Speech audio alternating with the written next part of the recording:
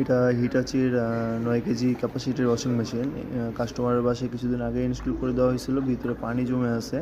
Customer বলতেছে হঠাৎ বন্ধ হয়ে গেছে। তো আমরা আসলাম, এসে এটা দেখলাম। এখন আমরা পানিটা বের করে দিব। তো ফার্স্টে পাওয়ারটা দিব, পাওয়ার দিয়ে স্পিনটা হচ্ছে 3 সেকেন্ড ধরে রাখবো, তাহলে এটা অনলি স্পিন আসবে। যখন এটা 4 মিনিট নিল, এবার স্টার্ট দিয়ে দেবো। স্টার্ট দিলেই দেখা যাচ্ছে পানিগুলো আস্তে আস্তে কমে যাবে।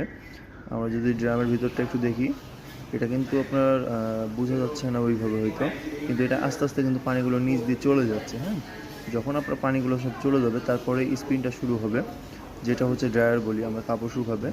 এই যে স্পিনটা শুরু হয়ে গেছে, এখন পানিটা সবগুলো চলে যাবে, এইখানে আর কোনো পানি ভিতরে থাকবে না।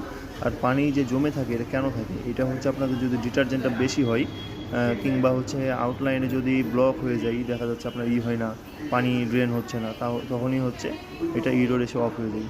আমাদের পানিগুলো চলে গেছে, এবার আমরা দেখব ভিতর থেকে সম্পূর্ণ পানি গেছে কিনা। এই যে সব চলে গেছে, আমরা স্পিন করে পানিগুলো সব বের করে দিলাম। তো আসলে পানি যদি ভিতরে থাকে তাহলে ভয়ের কিছুই নেই, আপনারা খুব সহজেই এইভাবে ড্রেন করতে পারবেন। আসসালামু আলাইকুম।